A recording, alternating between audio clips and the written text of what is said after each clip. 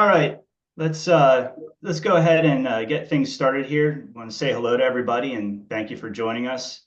I'm going to do a little bit of an introduction here that'll hopefully give another minute or two for people to log in. I see a lot of folks that are coming into the Zoom meeting right now, but again, thanks for being here. Got a live webinar today with Joey Martin from ASIS International. They produce the Global Security Exchange annual event, takes place in the fall. We're just coming off a really successful show and a really successful rebooking process. So that's going to be the topic of our discussion today. And Joey has a wealth of knowledge to share with us about the rebooking process that he's built over the years here with GSX, the way that they operate, and how things have evolved over the years, and really hope that there's a lot of really good takeaways for you guys. I think you're going to find some good action items and some takeaways from the conversation. If you have any questions at all during the conversation, please feel free to type those into the chat there, or the Q&A panel, I guess I should say. We're going to do our best to get to those questions here at the end. We'll save a few minutes. And if for any reason we are unable to get to your question, or you have something that is more specific and would be better to discuss offline, we'll follow up with you directly afterwards. This is going to be recorded, of course, too. And if you would like to share this around with your organization, if you found some of the information here valuable, you'll be able to do so. Take us a few minutes afterwards to get things organized, maybe a couple little edits if I slip up during our talk, some things to maybe make me look a little better. But yeah, we'll get that out on social media channels, YouTube, etc. So please stay tuned for the recorded version of this afterwards. So with that being said, Joey, let's jump in. Thanks a lot for joining us here. Appreciate you being here. Happy to be here. Yeah, so let's just start with a little bit of like an introduction for yourself, some background information. You've been in the event industry for quite some time. You and I have known each other for quite a while. Kind of came up together over the years here in some ways. So talk a little bit about how you got started in the event industry, and what has led you to where you are with GSX. Yeah. So, like you mentioned, currently Vice President Business Development at ASIS. We serve the security industry, specifically mostly like the corporate security professional is our member. So we've got our annual event you mentioned, Global Security Exchange, happening every fall. Kind of got into the events industry, really started off actually when I was with the National Trade Productions, who's an independent show organizer for a lot of different association events. So really was kind of able to get a lot of repetition there, just because they were managing, I think probably at that time, somewhere around 15 to 20 events a year, kind of across all different industries. So a great way to just get a ton of repetition, especially at doing on-site sales. Quickly realized how important that was. They had a pretty good process there. As I eventually left there and went to Infocom, it was Infocom at the time, not Avixa. I think that's probably where we met. Took some things there that I really liked. Got to see what they did at Infocom as far as a much larger event on that scale, and have kind of taken everything I've learned from all of those and started to refine our process that we use at GSX right now. Yeah, it is an advantage, and we get to enjoy some of that too at Map Your Show. Going to dozens of events on an annual basis. Like when you were with NTP, I like to say that we know a thing or two because we've seen a thing or two, yeah. Right? Stuff that works, and then of course things that maybe didn't work so well, that might have looked good in theory or on paper ahead of time, but in practice didn't come together the way that they were supposed to. So that is an excellent way to get up to speed quickly in seeing different events across all different types of industries, small, medium, large. I think most of what we're going to talk about today could be applied to events of all sizes, really. I think anyone can benefit from this topic of conversation when it comes to the rebooking process and what that looks like for you. Can you just tell us a little bit more about the show for the folks out there that don't know what GSX is all about? The security industry, that's the market you serve, but I was in Orlando for the event. It's always interesting to walk that exhibit hall A lot of the shows I get to see are a lot of fun. I mean, we're talking about everything from bulletproof glass to cybersecurity and just all things in between. So maybe a little bit more, of an overview of the event, and size and Yeah. scope of the event too, so that the folks that are watching the conversation understand what you're dealing with in terms of volume and square footage and that kind of thing. Absolutely. Yeah, so it's roughly about 16,000 attendees, about 500 exhibiting companies. I think this year we were just a little over 140,000 net square feet sold. So, pretty good size event. One of the things that makes it really unique is, again, we're professional society first. So this is a very large conference and a very large trade show. Our advantage, and I think probably for most of the folks listening here, as we're talking about like a booth resign, is, yes, we have a large conference going on, but our floor is not a ghost town when sessions in play, which is really, really nice. So it's pretty cool where we have, we probably focus on more of the end user. So, being the security practitioner and they're the buyers. But we also kind of just naturally bring that distribution channel of system integrators, distributors, those type folks. So it's kind of cool that we have, one event that serves the entire industry. Right. Okay, well, I'll tell you what, let's jump into your rebooking process and let's get into the sort of the meat and potatoes of the conversation today. Let's start with what I call pre-booking instead of rebooking now at this point. Obviously, noticeable industry trend where events, and especially larger events, which is how I would classify GSX, are doing a chunk of their rebooking before you even get to the show. So these exhibitors they haven't set up their booth yet. Doors aren't open. We're not talking about on-site sales. So you're actually doing a pretty good portion of your event in pre-sales or pre-bookings. And so what's that look like for you, and how has that changed over the past few years? Yeah, so we're doing, and like historically, we've done anywhere from 50 to 65 of our top exhibitors, roughly a month out before we get to the show. It's about 10%, give or Yeah, take. about 10% About there. 10%. To make sure, and we'll get into this later, but our big focus with them is really like customer experience. This is our chance to sell to them. And Zoom Teams, whatever's made this so much better where it does feel more face to face. So we want to make sure that they're actually coming through with like an experience in planning the next year, especially with like that top 10%. Yes, picking out their space is really what they're there to do, but we're making sure that we're coming ready with, I should have mentioned this, our event moves every year. So we want to make That's a sure we've good got point. information on everything else that's going to go into their experience for the prior year. So unique features of the city, unique areas of the exhibit hall, the convention center itself, meeting space, hotels, et cetera. We want to come prepared so they feel like they're going, kind of planning their whole year out, somewhere 12 to 14 months in advance. So coming ready with that has really, really helped. It's leaving them feeling like it's more of a partnership and a better experience and not just pick your square, we'll see you in a couple weeks and, really never Right. talk to them again.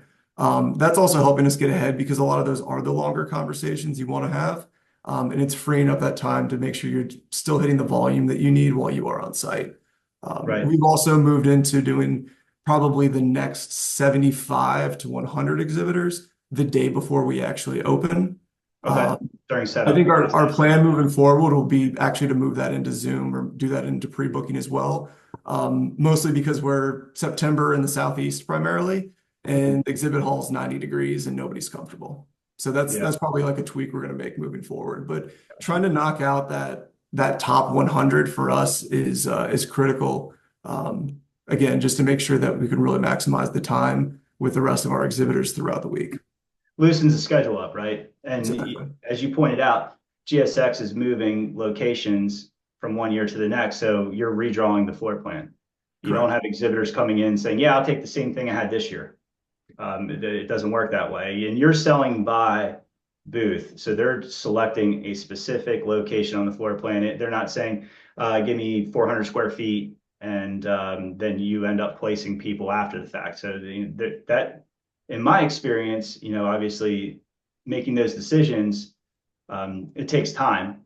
Yep. So that can slow down the process. And I guess what I'm really hearing from you is by taking care of that, top 10% or your first 100 exhibitors prior to the show starting, it loosens the schedule up for you Exactly. during And re. it allows us to spend the time that we need with really all the exhibitors. Some of the larger, that top 10 to 20%, they're usually coming to us with quite a few more questions, and it gives us the time to actually answer those and not have to feel like we have to shuttle them on or they need to get back into their booth that they, probably where they should be, or where they want to be. So it, again, allow to spend the right amount of time with your top 10 to 20%, but then also carry that throughout the entire exhibitor base. When they come in, they feel like they're getting the same treatment. Okay. So it looks like we have our first question here. I'm going to go ahead and just kind of take these on the fly. We'll just kind of sprinkle them in a little bit. Are you able to, I'm not sure if you can see that, but the question is, and I'll read it out loud for the group is, what in pre-show sales makes the Zoom meeting an experience for your exhibitors? And the rest of the question just went away, but I think we get the gist of that there. So what's the experience that you're trying to create through Zoom and through the pre-show sales, I believe is what we're looking at here. Yeah, so like with those top 50, those are customers that we're talking to a lot prior to the event anyway. Some of them we're doing, you know, at least as we get closer, like once a week or every other week meetings to make sure that they're ready to make it. I guess what they're probably asking is like, how's this an experience? Okay, maybe experience is an exaggeration there, but it's coming to them with a whole presentation on the next year. So we're Okay. going to show them again. It's not going to just go, here's the floor plan. Okay. Take a look at what you've got. So it's going to start with, here's the city that we're going to be in. When were we there last time? Have you been there, exhibitor, or whoever's in charge of that at that time? Getting them comfortable with what we're doing. This is how the convention center is going to lay out. This is our entrances. This is where we think traffic's going to flow and why. This is where shuttles are. Here's where connecting hotels are.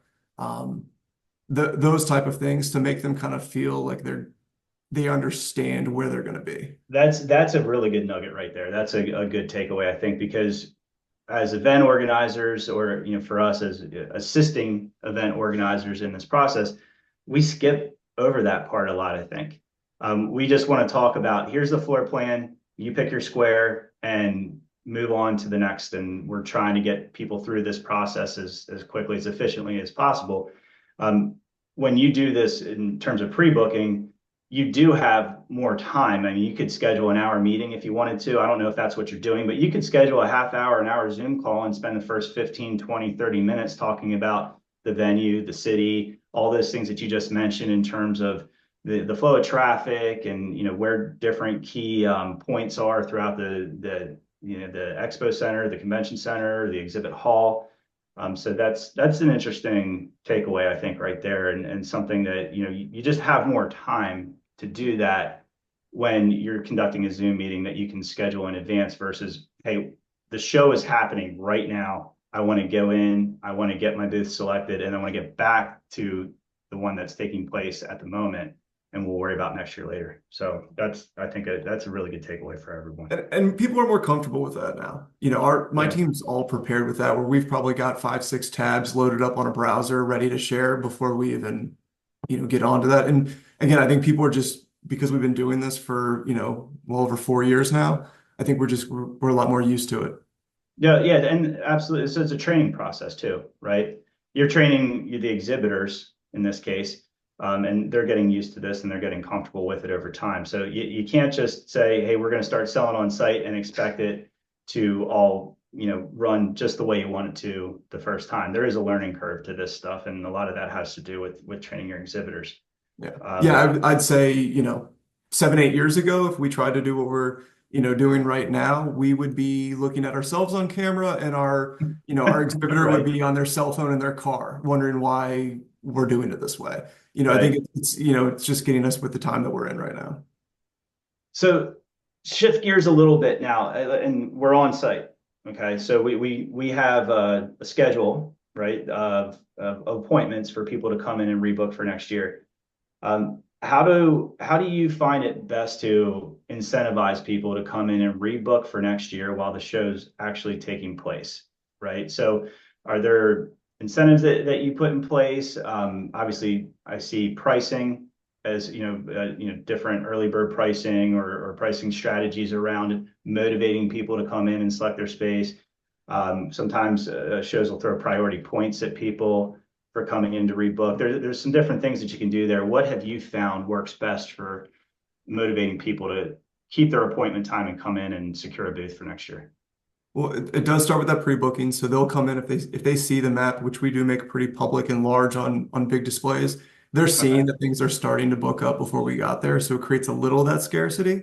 Hmm. But then really our communication starts very early. So as soon as we've got a floor plan and we feel like all of our assets are put together, we start communicating out to all of our exhibitors about a month ahead in email, letting Okay. them know we will be doing on-site space selection. Here's your appointment time and date. Here's the floor plan. Here's the outline of, have there been any major changes as far as rate, things like that, Hmm. where we're going, when the last time we were there. So give them a lot of that initial information. We will probably touch them again through email 4 more times before we Okay. get on site. When we do get on site, the morning before show opens, every exhibitor who's going to have an on-site appointment with us gets a physical booth drop with that pretty much that same information into their booth. And then once we actually start sales, say it's morning of, about 45 minutes before the first appointment, we'll have a runner go out with an appointment slip that says, "Hey, reminder, your appointment's at 10 o'clock.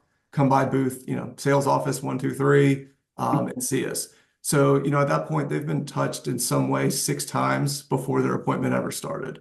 So it's a lot of over communication. So one, it's like it's awareness. It's not that I didn't know, which frankly, I know from across all the other shows, people hear a lot. Oh, I Yeah, know yeah, my that's appointment. that. Yeah. I don't know if I've been in a sales office at a large event where we didn't have somebody come in and say, I missed my appointment because I didn't know about it. Nobody told me. Yeah. So, And then the other part of it, yeah, if I know a lot of shows raise rates almost every year. We don't. We go a little bit longer with that. We will do okay. price incentives. It wasn't this year, 2 years ago, and we had a pretty large rate increase. For folks who came in and signed up on site, we would honor the previous year's rate, assuming that you signed up on site, signed your agreement, and you made your first payment, which is typically 30 to 45 days, depending on how it falls with the calendar, which is also we build in that grace period. So, if you come in and you're like, "Hey, Joey, the show's going on. I don't know how my outcomes are going to be just yet. How can Right. I sign up for next year?" I can be like, "Well, still get yourself in a solid position, evaluate your show, and I'm going to give you 30, 45 days to do that. No harm, no foul. You can call me in, like I said, 30 days. Say, Joey, it was not a good show for me. We're going to rethink this." Mhm. Again, we can let them go. Okay. So they're not on the hook for anything when they reserve their space. So they contract with you on site. Afterwards, they say, you know what, maybe we're gonna downsize, or for whatever reason, maybe we're sitting next year out. So they have a grace period in order to do that. So that kind of takes that objection off the table, right? Yeah. And I think you made a good point earlier. When people see that fear of loss, right? Like when people start to see the floor plan filling up and they see all these squares on a big monitor when they walk into an office and they're changing colors, and they look closer and they see, okay, so the blue ones are available and those are unavailable. That there's that sense of urgency, right? That if they don't do something now, they're going to potentially miss out on a good location. Yeah. So it does sound like you're doing all the different touch points, from the booth drop to the runners to the email communication and everything. So it's basically leveraging every opportunity that you have to get that information to the exhibitor and make sure that there are no excuses, that nobody's coming in the office and saying, yeah, we didn't know this was our appointment or our time to select. Yeah. Um, And it's tracking your progress. You probably saw me when I'm looking over the shoulder of the person doing our check-in, and who's missing their appointments, like really staying up on that, sending somebody in if you need to go, how come Brett's not here right now? Brett always buys his booth. Let's go send right. someone to talk to him and find out what's going on. I Yep. mean, we will get that granular at times. Nice. That's good. That's good. So let's get into a little bit of the nitty gritty here in terms of your process and your workflow. And I see a lot of different approaches to this first question that I have for you, which is how do you structure your appointment schedule? And what I mean by that is, do we have 20 exhibitors booked every half an hour? Do you divide the time slots up in like smaller slices with a smaller exhibitor count, or how do you keep things moving through the office without getting backed up or having a backlog of longer waiting times for people to select and that kind of thing?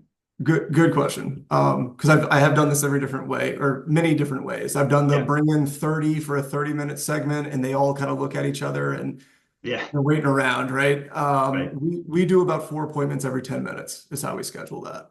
Okay, Now I know that different people that are on this call are probably gonna have like, hey, Joey, I got 1,000 exhibitors at my show. I got to move it. Really, what we look at is how many exhibitors do we need to get through? What are our show hours? What do we kind of want to run? And then kind of work that math backwards back there. into it from there. Yeah. Yeah. And there are certain times that like, okay, maybe you need to tighten that window up or you need to do more. There was a point with a GSX, you've been to our sales office, it's overbuilt. And it's overbuilt on purpose. We want, going all the way back to, I don't want our exhibitors to feel like cattle. I want them to come in and actually have a conversation they need to. And then others are going to come in and say, I want to pick my 10 by 10 and get back to my booth as quick as possible. But it's making sure that we're at least able to provide that really good, the kind of sales consultation when we need to. So if that means, I bring in 2 extra salespeople just for on-site rebook. Again, I look at all of this as an investment, not just an expense. We do have that advantage, being on the BD side of things. But it's also it's paying out. I mean, we've seen the last 3 years that we've been running this process, we've had a 90 to 91% re-sign rate the last 3 years. Okay. So I know that's when I first started at GSX, we were at 75%, and that was pre-COVID. So Okay. not just looking at like maybe the COVID years, but pre-COVID, we were averaging 75%. Since we've kind of adjusted some things in the process, we've been consistently around 90%. Okay. So we got a couple more questions coming in. I'm going to get to those in a second. But I do want to point out a couple of takeaways for me because I'm noticing some trends. And Joey, what you said about dividing those time slots up into 10 minutes, which I think what you're trying to do and what I'm noticing a lot of people are trying to do is avoid a situation where, all right, it's 2 p.m. and 50 people all show up at the same time, right, for their appointment. That's not an ideal experience, right? Because invariably some of those folks are going to be sitting around waiting for quite a while before they go back to select. And the other point that I think you made, and I think what I'm hearing is you want the process built for efficiency, but you also want it built to be able to flex in a sense that if you want to spend time with people and if people want to spend time with you, your customers, you're able to do that. And you're not just, herding them in and out of a sales environment. You can take the time to sit down with people and address questions, concerns, talk through whatever it is that they need to get them comfortable, with rebooking. Yeah, I want them to spend as much or as little time in our sales office as they want to. Yeah. Yeah. And you and I had a little discussion while we were just kind of chatting before this about that environment, right? Like there's no harm in making that a pleasant environment. You want people in a good frame of mind when they're getting ready to sign a contract with you. And in a lot of cases, it's a big contract for a lot of money. So you get snacks, refreshments, tables, chairs. They can take calls. Obviously, we don't want everybody lingering forever, but we want it to be somewhat pleasant, right? A good We want it to customer. be inviting, and we do that. I get made fun of sometimes with ours that Joey's a princess and he's got all of his snacks and his barista and things like that. I think everyone We appreciates the barista, Joey. So yeah, so but basically that was I'm sure you've seen the shows that do like the exhibitor lounge, or there's something like that. And I've been on shows that do that. Sometimes that lounge kind of turns into getting, ransacked where someone's, filling up the big gulp full of coffee. And then you have all the exhibitors are complaining because then it's Right. empty and then they feel they paid for it. So, what we do with that is we want to make it a really great environment for them. Mhm. And then, buy a booth, don't buy a booth, come back and get a coffee, get something. And we found that by kind of putting it in that environment, it doesn't get taken advantage of. But it's utilized and it is appreciated. So we want to make sure that, again, it kind of all flows together with the process we built as well, which is spend as little or as much time as you want on there. So I knew this was going to happen with you and I here, with time wise. I want to keep things moving along. So I'm going to shoot a couple questions at you that are coming in from some of the attendees right now and thank you guys all for contributing questions. We're going to try to get to some of these here. So maybe some rapid fire. Some of these are pretty quick and easy, I think. So when you give a grace period of 30 days for people, are you still honoring the on-site rate then, I assume? So Yeah, like we, they we book at are. the So on-site essentially rate. so what happens, again, we don't do this every single year, but in the time that we did that, it was you sign up on site, you signed your agreement, and then our shows in September, the first liability date, just call it November 1, is that first Monday. Um, everyone needs to pay that invoice, that 50% liability is what we'd be at. You pay that by November 1 and you're signed, your rate remains the same. If Okay. that changes, your rate will default to the new rate. Okay. So late payment, you lose Late your payment would, yeah, early and actually pricing it advantage. was what really helped us because the other part of this is around staying up on your collections and making sure that you kind of keep that leverage. It was Yeah. a great tool for that. We had a big jump in our collections, and actually it was less the jump in the collections and the decrease in our cancellation and penalty fees that year Okay. because everybody was current. And then if plans change or anything like that, it did give us a little bit of the upper hand in those negotiations. Yeah. That's huge. I like that strategy because we are seeing a little bit of a trend, I would say, industry wide, and as far as collections becoming a little more difficult. So basically, you have to stay on schedule if you want to enjoy the advantages of the early bird rebooking rate. Okay, real quick, we'll try to answer this one. Out of all the incentives you offer, what do you find to be the most effective in getting people to come in and rebook? Oof. I mean, we are fortunate in this one, and I will say every show is unique. Our exhibitors are very competitive. Uh, Getting them on the plan, so we'll say location is number one. Like location is going to be king. We can do all these different things, but I know everybody wants a corner booth on the main aisle near the main entrance. Knowing that not everyone can do that, you want to try to give them the best thing they can. We will also tie that into our alternative booth wait list, or as I'm sure many of you call it, a better booth wait list. We'll tell them if you want to get on that priority to be on that list and to get that first phone call, you need to be signed up. So we'll use that. We'll say, hey, you know what, Brett, I know you're not in love with this 20 by 20 right now, but I've got 500 exhibitors in the show. Someone's plans are going to change between now and next September. That's the reality of just shows. Getting you in now and knowing that you're in the show is going to put you on that wait list and put you a higher position on that. Right. We never say it's a guarantee because we don't want to be misleading with any of Sure. it. That's kind of the incentive to make sure you're in. Like you need to get in if you want to be at this show. And then also, I'd say the other incentive is just knowing there's a grace period. Like you have time to evaluate after this. We really, you probably notice with all those touch points, we want to make you say no, is really what it is. I like that. That's a good philosophy too. And Brett, I see in here with the sponsorships and renewals, we don't. Okay. And really the reason for that is we have a first right of refusal process on those. Mhm. We've got a pretty robust sponsorship program that we could probably spend another hour and a half talking about. But we just don't because we move every year. If we were in the Orange County Convention Center West Building every single year, then 100% we would start doing that. But just because our show changes every year, it doesn't really lend itself to Yeah, that. that makes sense. So I want to hang the same banner. Well, the banner may change, but I want the same banner. That I want a banner in the same spot over the main entrance to the exhibit hall every year. It's in the same place. That's sort of an easier conversation to have as a sponsorship renewal versus, okay, we're going from Orlando to Las Vegas to Atlanta or what have you. Sarah, just real quick, yeah. So GSX is what were we around About 500, 500. about 500 exhibitors this year, and net square feet, Joey, you said A little over 140, a little over 140,000 net. 140,000. Yep. Yeah. Okay. Yeah. So just for some context there. And then another question here, you touched on this a little bit, but your timeline for pre-show planning. Um, I believe you said you have usually it's about 1 month out before the That's our show where you have. communication. So pre-show planning, I'm getting a DWG from, we're a Freeman show. So I'm asking Freeman for a DWG for next year's event, typically in May.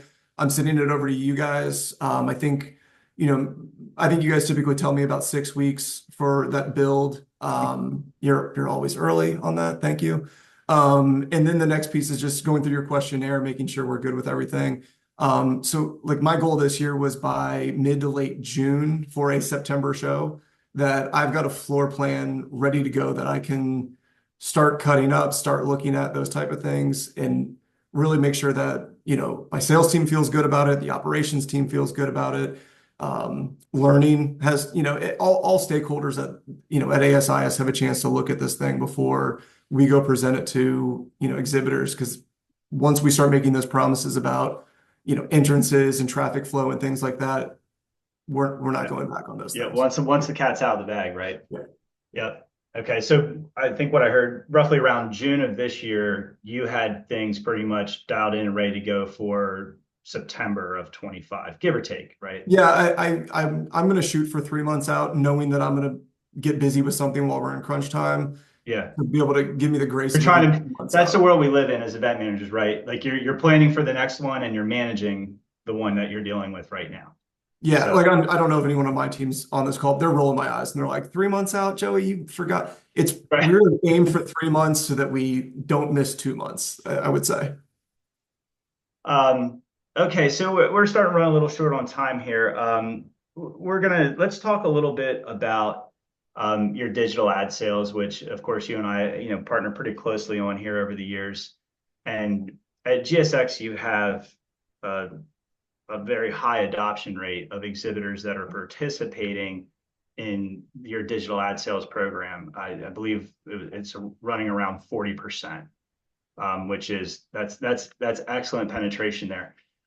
So can you talk a little bit about the digital ad sales program, how that's sort of progressed over the years, your approach to it? Obviously I'm leading this. This is a little bit of a leading question because I was in the sales office and I do know how the process works to a degree that we're presenting certain opportunities at the point of sale when they're rebooking. Yes. So can you talk a little bit about what you see happening there and why you think it's been as successful as it has? 100%. And really, we look at like the Map Your Show team as an extension of our team while we're there. Julie Martin was selling, booth space. Parker was in there working on the upgraded listings. That relationship really means a lot to the exhibitors. Like they don't really know the difference, and that's not to be deceptive. I mean, that's just kind of a part of the product that we're trying to offer. Really, for me, all of it comes back as to the data that you guys are able to provide. Okay. So, as we're talking space selection or on-site sales today, somebody comes in, they work with one of our team, they select their space while they're at the checkout area, which the laptop to sign their agreement. Someone from Map Your Show, this case was Parker, is standing there, had already looked up who's the customer, what did they purchase the year before, how did it perform, and what kind of outcomes can I, let them know that they either got or could have got if they had done something differently, the same, whatever. So it makes it it's a really good time for them to have that conversation. You guys are very direct and it's a very quick conversation. But the customer knows within 90 seconds, is this an advantage or disadvantage for me? And can I make a decision while I'm making a purchase right now? Right. I think all that timing really comes together. It's extremely low pressure, like the whole process that we've tried to build, Right. so it's consistent with that process. And it's not the end there either. That's where I know your team follows up throughout the year. But yeah, that's kind of been the secret there. I mean, I think this year was our best re-sign as far as packages went. You could probably tell me that better, but I was very happy with it. Yeah, it was. It continues to grow year over year. Um, your workflow just for the benefit of everybody that's on the call today, the workflow and your process as people move through that room to rebook their space for next year is really ideal in my opinion for incorporating or integrating this conversation about the add-ons, the digital advertising um, at the checkout counter, so to speak. So people come in there with a single focus, right? They want to select their space for next year. It can be a stressful environment. A lot of times there's some anxiety around this.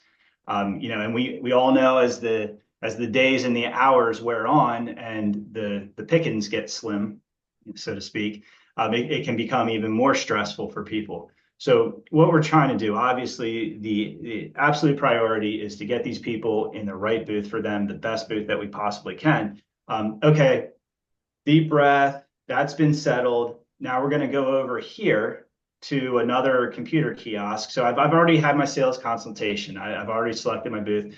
Now we're at the checkout line. So we're going to take that individual as a workflow. We're going to move them over to the checkout area where there's other computers for them to, it's a self-led journey for the most part, but we do have people there helping them through the process. And that frees up the sales consultant for the next appointment, next person to come in. And as they're going through that process, the way that we do this will display, some of the opportunities. If it's a renewal situation, it'll make the exhibitor aware, okay, do you want to renew an advertising program? Or would you like to, upgrade further? Would you like to downgrade? And as part of that, to your point, we'll be sharing real-time data with those exhibitors that reinforces not just what they got from the advertising, but you really see them paying attention and engaged when you're showing them, do you realize that 1,000 people clicked on your profile? People are searching for your technology, for your product categories, for your solution. I think that the way that your workflow is with your office, they've got the stress of the booth all locked up, and now we're just going through the checkout process. And then having somebody there too, in my opinion, is really important, knowing that they're not buying something that they have to figure out later. Okay, like I just bought something now, what do I do with it? I don't know how to use it. Is this really going to work for me? They know that somebody's going to be monitoring their progress through the whole journey, making sure that everything's fulfilled, that they're hitting, key target dates, and that they're just really getting as much value as possible out of what they're doing. So, Well, and you're speaking their language too. I mean, for our exhibitors, I know this will vary across events, but we're primarily working with marketers. So you being able to give them those kind of key metrics and those performance metrics, they love that because that's something that they can go and they can put into their post-show report right away, and they don't need to go search for it. They don't need to call, somebody else to go find it. It's at their fingertips. I know that really resonates with them. Great.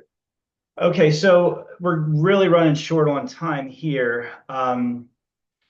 Any questions that you guys have, please go ahead and type those in now, and I'll give you an opportunity to do that. And while we're waiting for you to type any questions into the Q&A, I'll put Joey on the spot here.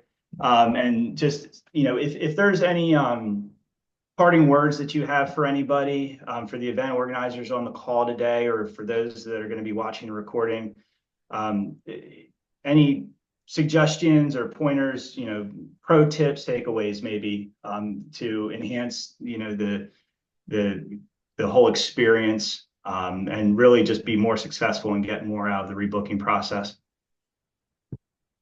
Again, I think it sort of goes to, and I know not everyone's going to have some of the advantages I have right now, where I've got a healthy budget on this, but I think where you can reframe an expense into an investment and crunch those numbers, anyone who's overseeing, an on-site sales office, I think that's definitely the framework you should look at it first, in my opinion. Yeah. And then create that, I think experience, you're right, it's probably a worn out term there, but try to create an environment where you're able to meet the customer's needs. So does that customer want to talk to you for 20 minutes to completely understand everything about your upcoming event? before they make a decision, or do they want the most simple get in, get out process? That's why we overbuild ours, is at least the way I put it. That's why I make sure that I try to, a rep is going to be available with them usually within every 10 minutes at the longest, wait time.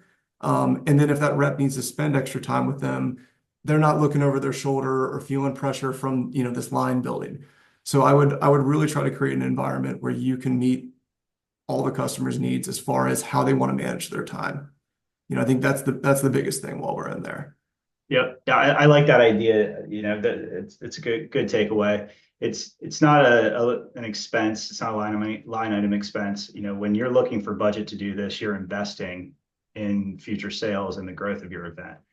So that's, I think, a great way to frame that conversation when you're talking about what you need to make this process successful. We pulled from other areas, Brett, on that. Sorry. Like there was stuff that was like, hey, we used to do all these other things that were really expensive. And it was like, well, could we cut those and bring aspects in? So it's not just, I need a sales office with all these amenities now. Like, are there amenities that we're putting out in other areas that aren't hitting the exhibitor that we could pull from and put them where we want them? Yeah, reallocating the resources to where they work for you. Right? Exactly. Yeah. Okay, question here as we wrap it up with the final 2 minutes of the conversation. This will probably be the last one that we take. So the question is, are you using MYS software to rebook and execute signed contracts on site? Part 2, if so, does it integrate with Salesforce? So I guess we're making the assumption that you're on Salesforce here now too. Nope, we're not, but we used to be. Not okay. And I'll answer this for you because I know it used to do this because we went down that path. So the first answer, yes and yes. So we're using Map Your Show. We are using their digital contracts on site. If you're a Map Your Show customer, do that. It's the greatest. Right. It makes rolling over your year-over-year assets and updating everything so much faster.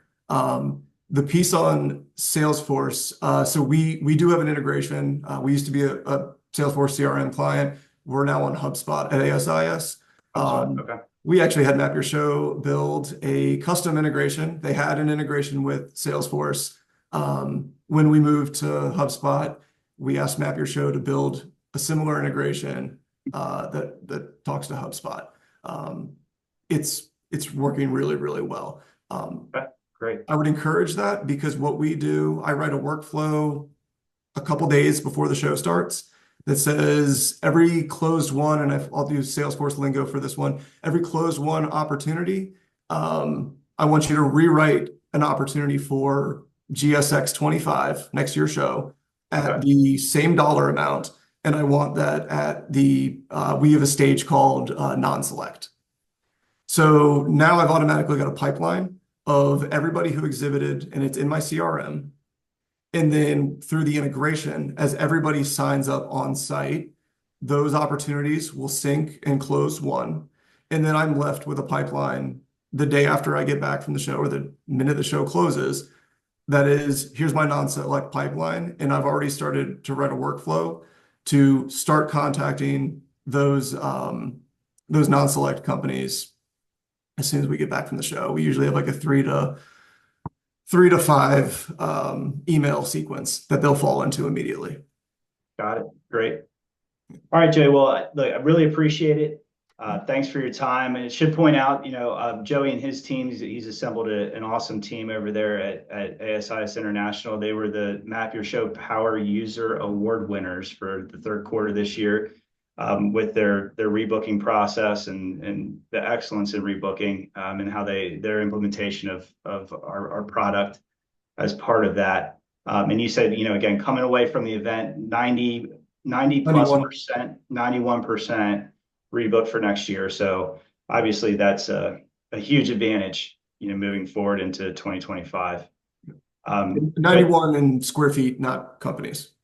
Okay, 91%. Just to clarify, square footage, yeah. Right. Just to get right into the details there. So, folks, thanks again for joining us. I hope you found the information useful. Joey, can't thank you enough. I learned some things here today, and I'm sure the rest of us did too. The recording is going to be available shortly. and really appreciate everyone's participation. Hope you all have a great day.